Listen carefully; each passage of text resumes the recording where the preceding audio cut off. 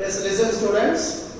So in the previous classes, we saw about the qualifications of directors, disqualifications and remunerations of the directors, and what are the various powers to be executed by the board of directors about the management of the company. Now, the next topic is duties of directors. Page number 285. The duties of directors grouped into three major categories. Before that, we should know about the position of directors. Directors are acting as a trustees, employees, as well as the agents of the company. So they should act also the officers of the companies. So that the position of directors is very important regarding the execution of duties. So they have to execute their duties are grouped into three major categories, namely collective duties, general duties and specific duties. Number one, collective duties. Collective duties in the sense the board of directors are collectively responsible in the following circumstances.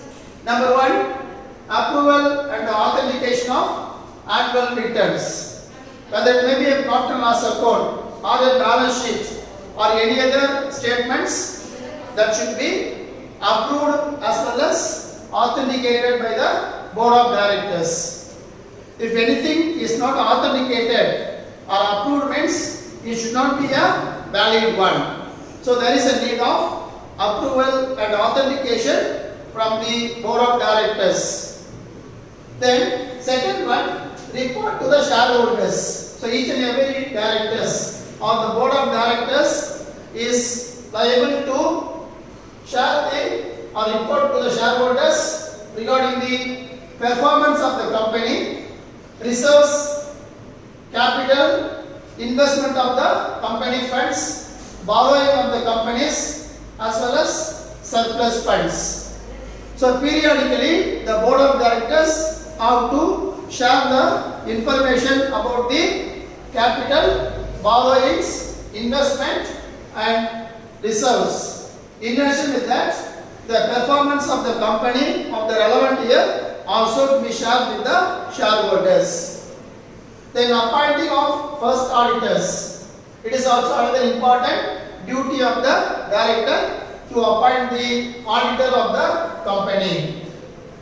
Then issuing of notice, holding of meeting of board of directors as well as shareholders meeting.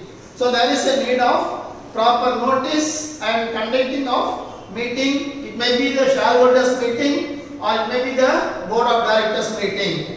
So the prior intimation should be given to the shareholders or the board of directors as the meeting concerned. So before the conducting of meeting, notice should be served to the shareholders before the stipulated date. And holding of meeting or conducting of meeting in the prosperous manner and in a proper manner. Then passing of resolution and the same should be circulated to the shareholders. So while conducting of meeting, there should be a passing of resolution and that should be circulated with the shareholders if necessary. So these are all the duties of the board of directors as collectively. Then next heading is general duties of the directors. So the structuring of the new policy or the implementation of new policy to reach the objectives of the company. If there is a need of the new implementation of new policy which is essential for reaching the objectives of the company, that should be take place by the board of directors. Then delegating the powers to the committee if the articles of association permits. If the articles of association permits, the board of directors can be dedicated some of his powers to the relevant committees, because the workload of the board of directors may be increased. In such a circumstances, the board of directors can delegate some of his powers to the relevant committee only if the articles of association permits.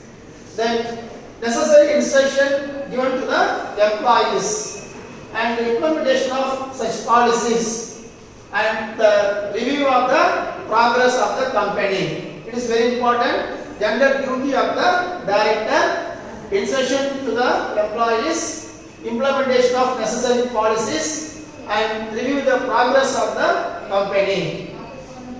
Then appointing the subordinates. If there is a need of subordinates, they have to appoint the subordinate, their own subordinate. And the board of directors should act in accordance with the articles of association. Whatever the provisions as mentioned in the articles of associations regarding the duties of directors, they should be act in accordance with the articles of association. And board of directors should act with the good faith and in order to promote the objectives of the company. They should be acting with the good faith or to the interest of the company in order to promote the objectives of such company activities and perform the duties with a reasonable care as well as diligence. While performing of the duties, the director should be very aware of the activities or the transaction. He should be very reasonable care as well as the diligence regarding the taking of any transactions. So these are all the general duties of the directors. Apart from that, there are some important specific duties of the directors also be there. What are the specific duties?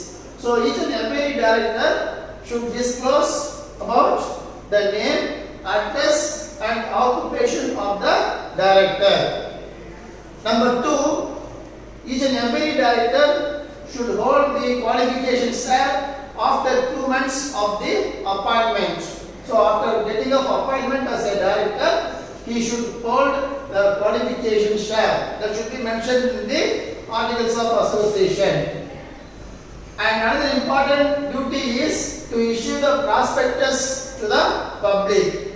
The prospectus of the company is very important. It is a very important document which discloses the information about the company to the outsider. And they should be take care about the informations that are included in the memorandum of association or the prospectus of the company.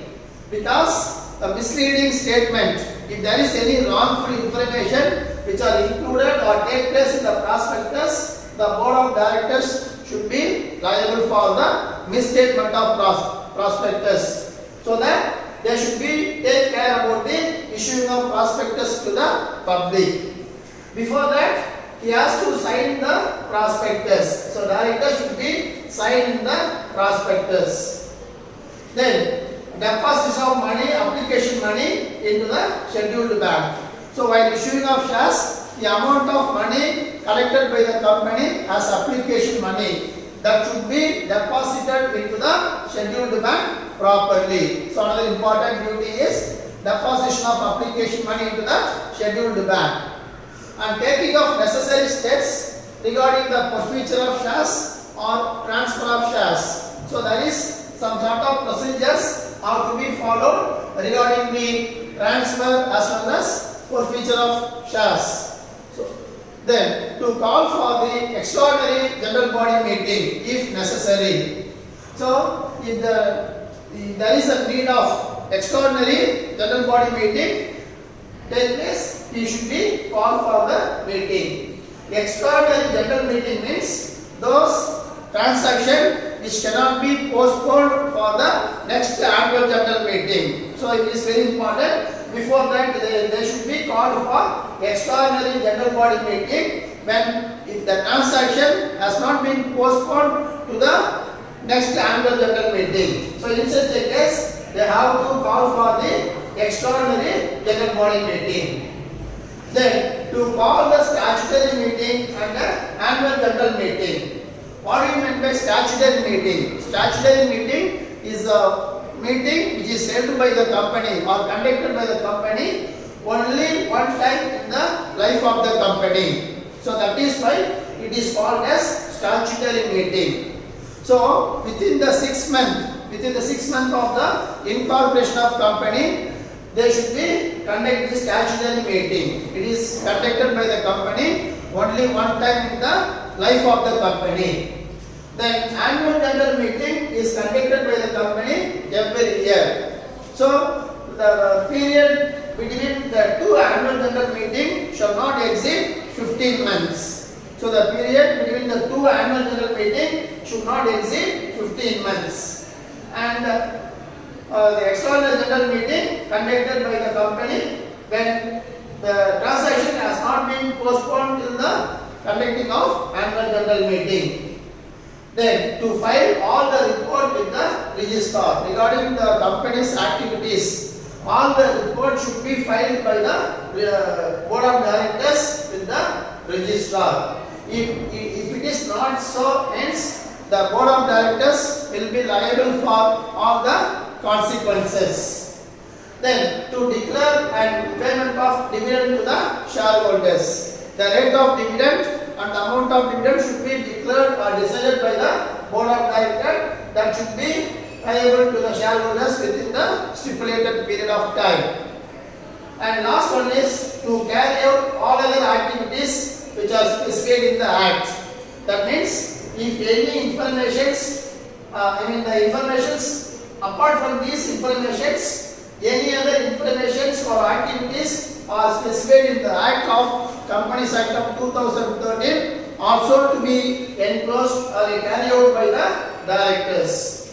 So these are the various duties of directors. So the directors' duties are very important because of the directors are acting as a agent, trustees, officers and protect the property of the company. So that the duties of directors are grouped into 3 categories, namely collective duties, general duties and specific duties. Then we will see in the next class regarding the liabilities of the directors.